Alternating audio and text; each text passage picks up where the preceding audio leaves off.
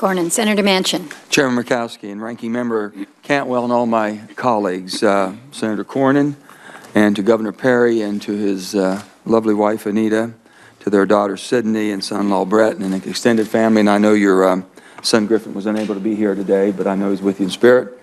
I know some of you might think it's maybe interesting why I'm sitting here, and I wanted to explain that as a former governor, governors form bonds and friendships unlike any other elected officials I've ever seen. We travel a lot, we work together, we have the same problems. If it's an education problem and if it's a disaster, whatever, we're calling and helping each other all the time. And so I'm here to support my friend. And that's one thing we do to develop is friendships, as Senator Hoeven knows so well, and Senator Rich also. The President-elect's nominee for the Secretary of Energy, Governor Rick Perry. He's the longest-serving governor in the history of Texas, as Senator Cornyn has said, 12th largest economy in the world, and is uniquely qualified to hold this position. For many years, we have been friends, and I know Rick understands how to work across the aisle in a bipartisan way to get things done. I've seen that firsthand. I was honored to call him my colleague, and Senator King understands, and our colleagues as governors, you know, they become friends, they become part of your family. And in my tenure as governor of the state of West Virginia. Let me explain how Rick and I first met. It was the year of 2005, Katrina. It was a weekend of Katrina. And we were at a Southern Governors Conference. And we were sitting there, and I had not met Governor Perry before, but we meet 2 or 3 times a year, really get to know each other. And we're sitting there, and Governor Blanco from Louisiana could not be there because she was told that the hurricane was going to have a devastating impact on her state. So Rick and I that weekend, we're talking back and forth, and we're watching the weather reports and what was going to happen, and you know, different precautions as governors you want to take to protect all of your citizens, to keep them out of harm's way the best you can. I'll never forget the last day we were leaving. Rick had to get back. I had to get back to West Virginia. Rick was going back to Texas. And I said, Rick, do you think the hurricane what have you heard? Is it going to affect you? He said, Joe, he said, I just talked to our people in Texas, and we think we're going to be spared. We're going to be missed by this hurricane. And it was a blessing. Well, lo and behold, within the next week, did Rick ever have a wide awakening, because then, with the devastation that hit, over 250,000 people, I think, moved in immediately to Texas. Texas got overwhelmed at that time, and they didn't have the support. And we were waiting for someone to kind of direct us. Well, as governors, we took our own initiative. We are all commanders-in-chief of our National Guard.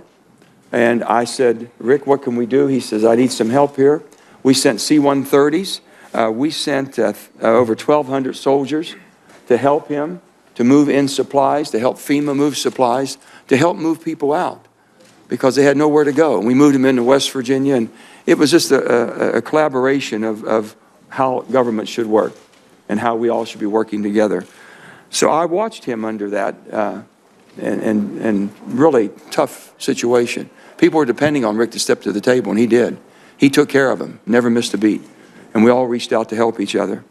So throughout those challenging times, Governor Perry's resourcefulness and managerial skills was on display. Someone says, are you ready for these jobs? Well, no one gave us a manual when we became governor. We didn't know everything that it entailed. We had to learn while we were there. And I want to tell you one thing, you have to get up to speed quick. Senator Murkowski, I know you know from your family exactly what we're talking about. This is, you know, so I have no doubt that Rick is going to not only do the job, he's going to excel in the job.